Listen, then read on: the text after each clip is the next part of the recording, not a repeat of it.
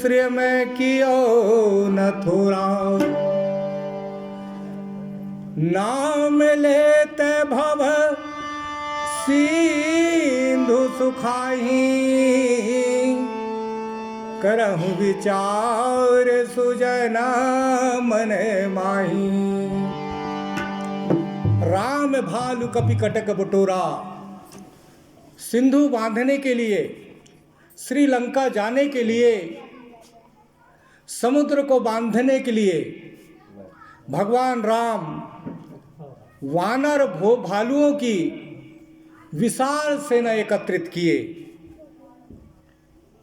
लेकिन सिंधु नहीं बंध पाया, समुद्र नहीं बंध पाया। अगर बंधा, रामायण में लिखा है, तुलसीदास जी कहते हैं, राम भालु कपि कटक बटोरा, अरे सिंधु हेतु क्रियो श्रम न थोड़ा। भालू और वानरों की विशाल सेना एकत्रित किए, लेकिन सिंधु नहीं बंध पाया। बंधा तो एक सत्य नाम के प्रताप से, क्योंकि आगे तुलसीदास जी ये भी लिखते हैं, बजा ए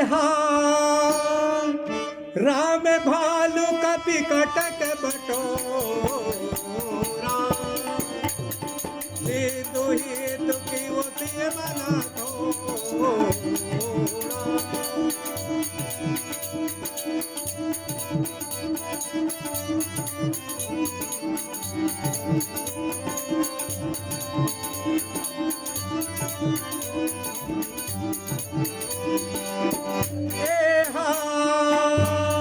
राम भालु कपि कटक बटोरा, सिंधु हेतु श्रम कियो न थोड़ा।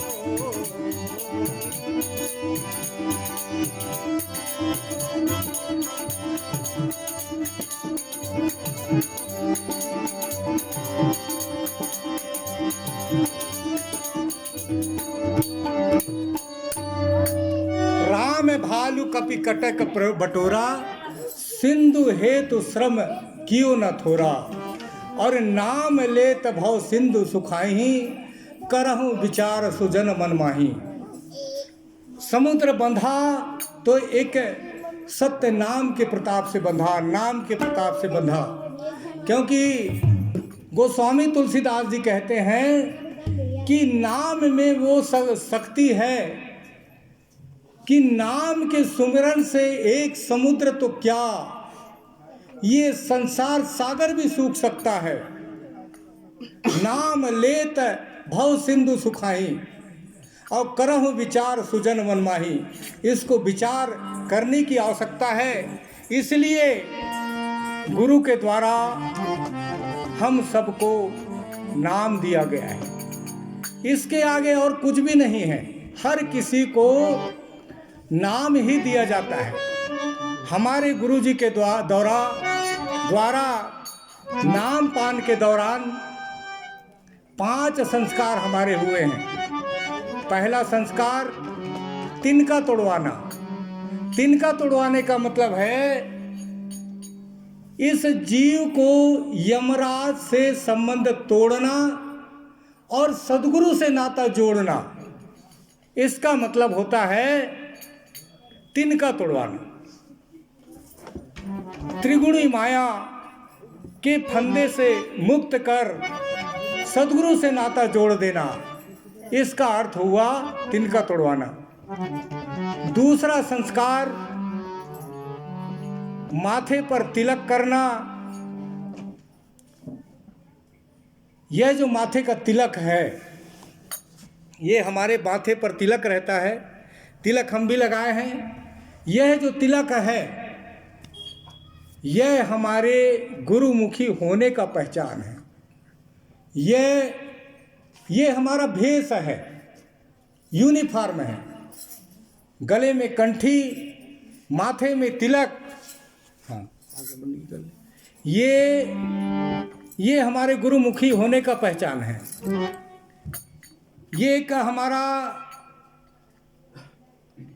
यूनिफॉर्म है। जिस यूनिफॉर्म को देख करके काल जंजाल हमसे दूर रहता है, वो हमको किसी प्रकार की परेशानी नहीं दे सकता, क्योंकि हम सद्गुरु के भेष को धारण किए हैं। इस भेष को धारण करने से काल जाल जो है भय मानता है। इसीलिए जो भी नाम पान ले लेते हैं उनको गले में कंठी अवश्य पहननी चाहिए, उनके गले में अवश्य कंठी होनी चाहिए, और माथे पर तिलक। जिस प्रकार स्कूल का बच्चा, उस स्कूल में 5000 बच्चे पढ़ रहे हों और यदि कोई यूनिफॉर्म नहीं है तो पहचान नहीं बन पाएगा। इसलिए जो है उस स्कूल का एक ही कलर का यूनिफॉर्म बनाया जाता है, जिसको बोलते हैं स्कूल ड्रेस। तो ये हमारा गुरुमुखी होने का ड्रेस है, गुरुमुखी होने का पहचान है। माथे पर तिलक, गले में कंठी और गुरु के द्वारा 5 नाम। ये 5 नाम जो है सार नाम है, इसका सुमरन हमको करते रहना है। इसके बाद रहनी गहनी का उपदेश। आप लोग थोड़ा सा ध्यान से सुनिए, सबसे महत्वपूर्ण रहनी गहनी का उपदेश है। कंठी बंधाना भी सहज है, गुरु बनाना भी सहज है, लेकिन रहनी गहनी को धारण करना यही कठिन मार्ग है। बस साहेब बंदी माता जी, साहेब बंदी, वहीं से गए साहेब कर लो, साहेब बंदी, साहेब बंदी, साहेब, बस ठीक, साहेब। गुरु बनाना भी सहज है, कंठी बंधाना भी सहज है, लेकिन उसके बाद गुरु के बताए मार्ग पर चलना, और यदि हम नहीं चल पा रहे हैं तो हम ज्यों के त्यों माने जाएंगे। इसीलिए अनुराग सागर में लिखा हुआ है, समय समय पर गुरु का आगमन और उनके द्वारा सत्संग अवश्य होनी चाहिए। गुरु को हम सिर्फ अच्छे अच्छे भोजन कराने के लिए ना बुलाएं। गुरु जी जब आते हैं तो अच्छे अच्छे भजन होना चाहिए, अच्छा अच्छा सत्संग होनी चाहिए, अच्छी अच्छी वाणी होनी चाहिए। इसमें ध्यान देना है। गुरु जी को भाजी पेच खिला दो, मंजूर है। गुरु जी को खाने पीने का कोई शौक नहीं रहता। गुरु जी को इस बात में ज़्यादा खुशी होगी कि उनके द्वारा बताए मार्ग को शिष्य लोग कितना धारण कर रहे हैं। इसलिए जब कभी भी गुरु जी आते हैं उनके साथ बैठिए, 1 मिनट को भी निरर्थक मत गंवाइए। गुरु जी रोज नहीं आएंगे। अनुराग सागर में लिखा है, छठे मास नहीं गुरु के भेवा, ताहि रहे घर यम की डेरा। छठे मास, वर्ष या 6 माह में जिस गृह में, जिस घर में गुरु का आगमन नहीं होता, संत महापुरुषों का आगमन नहीं होता, धीरे धीरे करके उस घर में निंगुरापन आना चालू हो जाता है।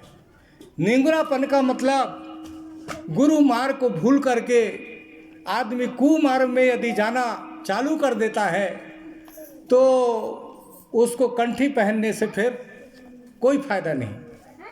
कंठी का मर्यादा 24 घंटा रखना है। कंठी कंठ विराजे, सदगुरु तिलक कर दीन, और जमसो तिनका तोड़ के हंसापन कर लीन। यह जो हमारी कंठी है,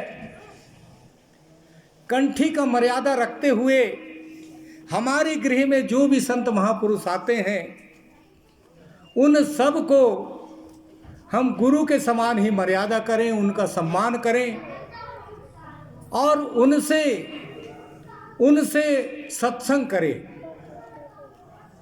जात न पूछो साधु की, पूछ लीजिए ज्ञान, और मोल करो तलवार की, पड़ी रहन दो म्यान। तो कोई भी साधु संत हमारे गृह में आते हैं, उनसे हम सत्संग करें, उनके साथ बैठें, उनका सेवा करें। साधु संत किसी प्रकार सेवा के भूखे नहीं होते, किसी प्रकार भोजन के भूखे नहीं होते। वे तो परमार्थ के लिए जन्म लेते हैं। सद्गुरु की कृपा होती है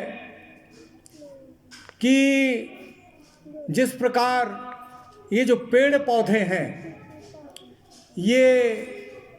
ये सब जो है परमार्थ के लिए यहाँ पैदा लिए हुए हैं। ये सब हमारे काम आते हैं। साधु, पेड़ पौधा, ये सब जो है अपने स्वयं वृक्ष नहीं ना फल बखे, नदी ना आचवे नीर, परमार्थ के कारणे संतन धरा शरीर।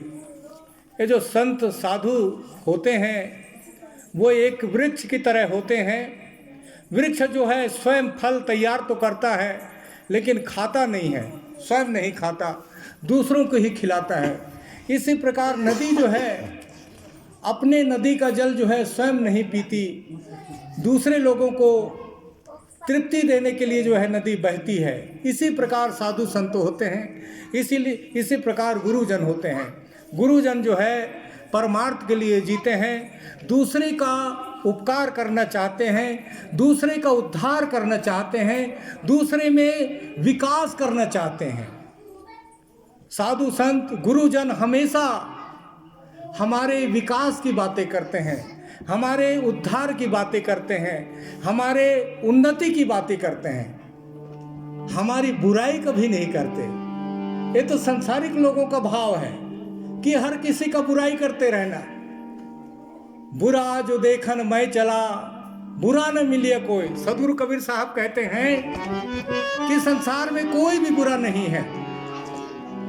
बुरा हूं तो मैं हूं जो दूसरे की बुराई करता हूं, दूसरे में बुरा देखता हूं, कोई भी बुरा नहीं है। बुरा जो देखन मैं चला, बुरा न मिलिया कोई, जो दिल खोजूं आप नो मुझसे बुरा न कोई। अगर मैं अपने आप को देखूं तो मैं स्वयं बुरा हूं जो दूसरे की बुराई करता हूं, दूसरे में बुराई देखता हूं और दूसरे की बुराई सुनता हूं। यदि मैं दूसरे का बुराई करना छोड़ दूं, दूसरे में बुराई देखना बंद कर दूं, तो संसार में कोई भी बुरा नहीं रह जाएगा। ये आप लोग अंदाज करके देखिए। बुराई दिखती इसलिए है क्योंकि हम उसकी बुराई करते हैं और उसकी बुराई देखते हैं। और एक चीज और बता दूं, महत्वपूर्ण बात, ताली दोनों हाथ से बजती है। हम उसकी बुराई करते हैं तो हमारी भी बुराई होगी। इस संसार में ईंट का जवाब पत्थर से है। यदि हम उसकी बुराई करते हैं तो हमारी बुराई वो करता होगा। अगर हम उसकी अच्छाई गाना चालू कर दें, उसका प्रशंसा करना चालू कर दें, तो वो भी हमारा प्रशंसा करना चालू कर देगा। इसलिए अगर हम प्रेम पाना चाहते हैं तो दूसरे से प्रेम करें। यदि हम सम्मान पाना चाहते हैं तो दूसरे को सम्मान देना प्रारंभ कर दें। यदि हम अपनी बुराई नहीं कराना चाहते तो दूसरे का बुराई करना बंद कर दें, दूसरे का प्रशंसा चालू कर दें। अब रहनी गहनी का उपदेश बात यहाँ पर आया था। अनजाने में जो कुछ भी हो जाता है, लेकिन हम गुरुमुखी हो जाने के बाद जो भोजन सात्विक भोजन बना हुआ है, अंकुरज भोजन, वही भोजन हमको करना है। इसके अलावा अन्य भोजन हमको कदापि नहीं ग्रहण करना है। इस मुख में किसी प्रकार का नशा पान बिल्कुल नहीं करना है। अनजाने में अगर हो रही है, 10 बार तिनका तोड़वाया जा सकता है। तिनका तोड़वाने का मतलब ये होता है, हमसे कोई गलती हो गई, हमारे घर में पूजा आरती हो रही है, गुरुजी आए हुए हैं। चौका आरती के अंत में हम गुरु के पास जाएं, गुरुजी के सामने में जाएं और वहाँ अंत में जो तिनका तोड़ा जाता है उस टाइम में हम भी तिनका तोड़वा लें। उससे हमारा भूल भुलैया खत्म। हमारी जो भी गलती हुई है, हमसे जाने अनजाने जो भी गलती हुई, उसके लिए हम तिनका तोड़वा करके संकल्प लें कि गुरुजी अनजाने में इसके पहले जो है गलती हो रही थी, लेकिन अब के बाद गलती नहीं होगी। चाहे प्राण निकल जाए, हम यदि गुरुमुखी हैं, हम गुरु के शरण ले चुके हैं, हम 5 नाम प्राप्त कर चुके हैं, तो किसी प्रकार का मांस मदिर का सेवन हम ना करें। हमारे अंदर अमृत भरा हुआ है और उसमें यदि हम विष डाल देंगे तो वो भी खराब हो जाएगा, क्योंकि हमारे अंदर जो है 5 नाम स्वरूप अमृत हमारे गुरुजी दिए हैं और उसमें हम रोज कई किलो जो है विष डाल रहे हैं, तो कहाँ तक के अमृत बना बैठा रहेगा। इसी प्रकार नाम पान लेने के पूर्व पहले हमारे शरीर को स्वच्छ करना है, हमारे आत्मा को स्वच्छ करना है, हमारे मन को निर्मल करना है, तभी हम 5 नाम को ग्रहण करें। जिस प्रकार एक खीर को रखने के लिए बर्तन को खूब साफ सफाई किया जाता है, तब जाकर के अच्छे खीर, अमृत स्वरूप खीर को उसमें हम रखते हैं। अब बर्तन गोबर लगा हुआ है उसमें, और उसमें हम यदि खीर को डालेंगे तो वो भी गोबर के समान हो जाएगा। इसीलिए जो को भी कंठी बंधाना सहज है, गुरु बनाना सहज है। रायपुर से गुरु बुलवा लेते हैं और एक दिन में कंठी बांध के भाग जाता है। वो क्या जाने हमारा हालचाल, बेचारा बता देता है, देखो भाई कंठी बंधवा रहे हो तो स्मारक को धारण करो। मैं चिल्पी रहने वाला हूँ, जगला वाला मुझे जो है बुलाया है कंठी बंधवाने के लिए, मैं चला गया, बांध के चला गया। भाई मैं तो रोज रहूँगा नहीं। लेकिन आप अपना विकास चाहते हैं तो स्मारक को धारण कीजिए। एक चीज कीमती बात आपको बतला देता हूं मैं कि कंठी बंधाने के पूर्व अच्छा तरह सोच विचार कर ले। ये आयोजन मैं इसलिए मतलब रखना चाहता हूं इस टाइप का कि मनुष्य जो है सबसे पहले समझ ले, कंठी बंधाने में जल्दबाजी न करे, खूब समझ बूझ ले कंठी बंधाना क्या चीज़ है। उस मारक को धारण कर सकता है तब तो कंठी बंधाए, और नहीं तो नहीं कर पा रहा है तो मत बंधाए। उससे जो है ज़्यादा कष्ट पाएगा वो, क्योंकि कष्ट इसलिए पाएगा, ये संसार जो है निरंजन के द्वारा बसाया गया है, हमको निरंजन के द्वारा यहाँ लाया गया है। मैं सिर जाऊं मैं माराऊं, मैं सिर जाऊं मैं जा रहा हूं, मैं माराऊं मैं खाऊं, और जलथल में मैं रमी रहूं मोर निरंजन नाम। निरंजन को सदगुरु कबीर साहब, निरंजन जैसे आज तक कोई तपस्वी नहीं हुआ। सदगुरु कबीर साहब का सबसे बड़ा भक्त अगर है तो काल निरंजन है। 70 युग तक के एक पैर में खड़े होकर के तपस्या किया तो सदगुरु को प्रसन्न किया, सदगुरु के द्वारा उसको आशीर्वाद दिया गया, बोल बेटा क्या चाहिए तुझे। तो सदगुरु के द्वारा जो है 3 लोक का उसको जो है राज दिया गया। इस यहाँ पर बीज खेत दिया गया, यहाँ जीवों की उत्पत्ति की गई। तो निरंजन के द्वारा मैं सिर जाऊं, निरंजन ही उत्पत्ति करता है, सिरजावन हारा है।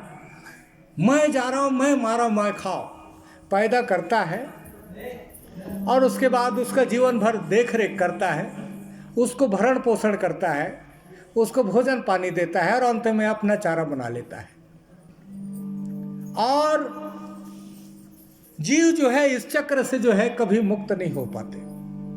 अपने कर्म अनुसार अच्छे कर्म कर लिया तो कोई मनुष्य बन जाएगा, और नहीं तो कोई बैल बनता है, कोई गधा बनता है, कोई कुत्ता बनता है, कोई कीड़े मकोड़े बनते हैं।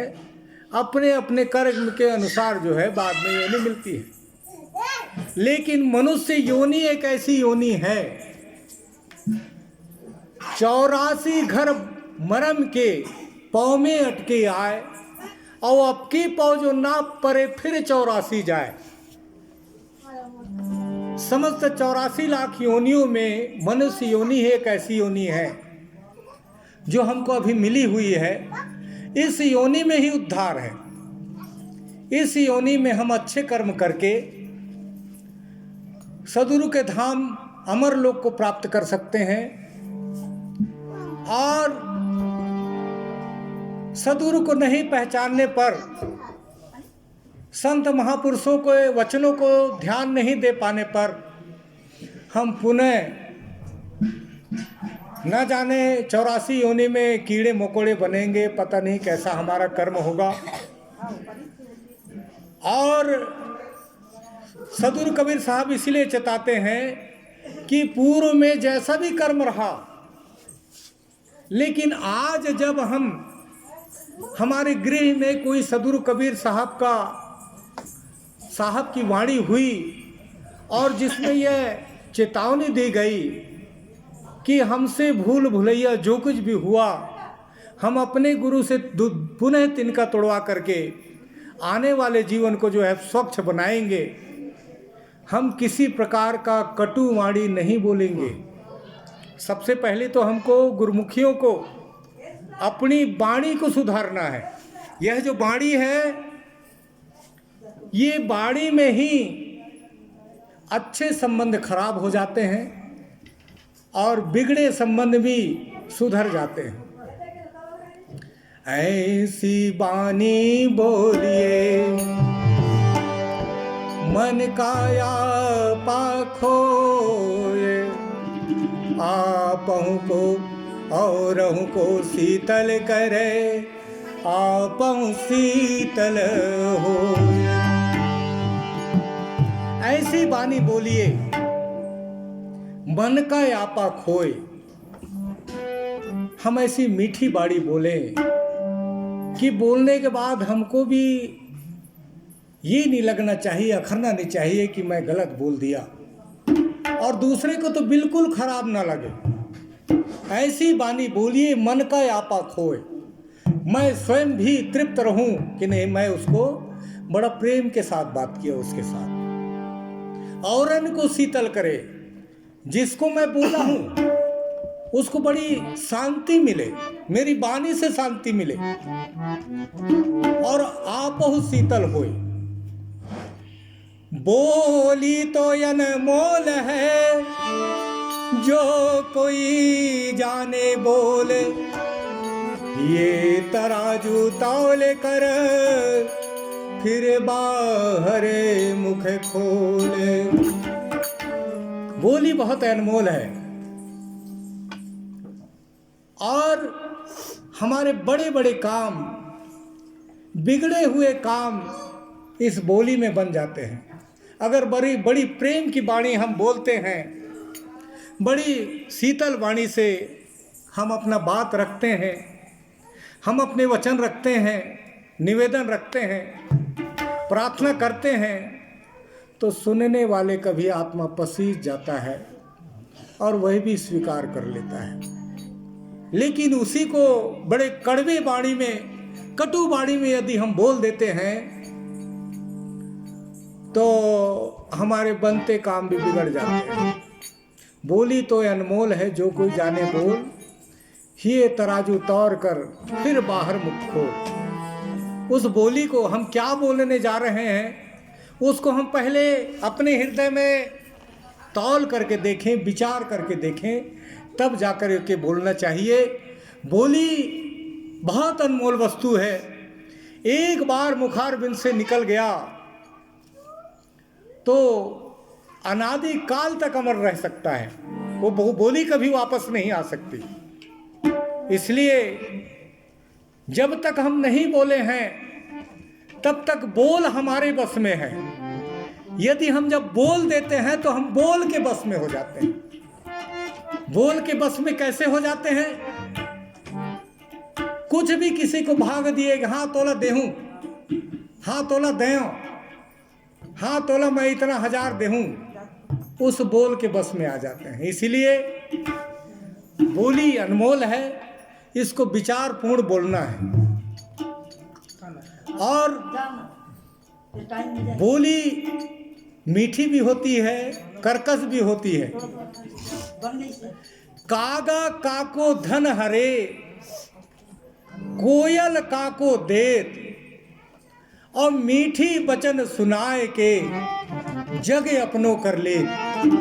यह जो बाणी है, कोयल मीठी बाणी बोलती है और कागा जो है कर्कश बाली बोलती है। कोयल काको धन हरे, कागा काको धन हरे, कोयल काको देत। कागा जो है कर्कश बाणी बोल करके किसी का धन हरण नहीं करता, लेकिन कोयल जो है मीठी बाणी बोलती है, इसलिए सारा जग जो है दोनों का रंग काला होता है। दिखने में दोनों एक जैसे होते हैं और दोनों एक जगह बैठ गए तो कोई पहचान नहीं पाता कि कौन कोयल है, कौन कागा है, कौवा है, लेकिन बाणी से जो है पहचान होती है। तो मीठी वचन सुनाए के जग अपनो कर ले। जो कोई भी मीठी बाणी बोलता है सारा संसार के लिए उपयोगी हो जाता है। आगे भजन सुनेंगे, भजन के बाद पुनः फिर सत्संग करेंगे। साहे बंदगी साहे।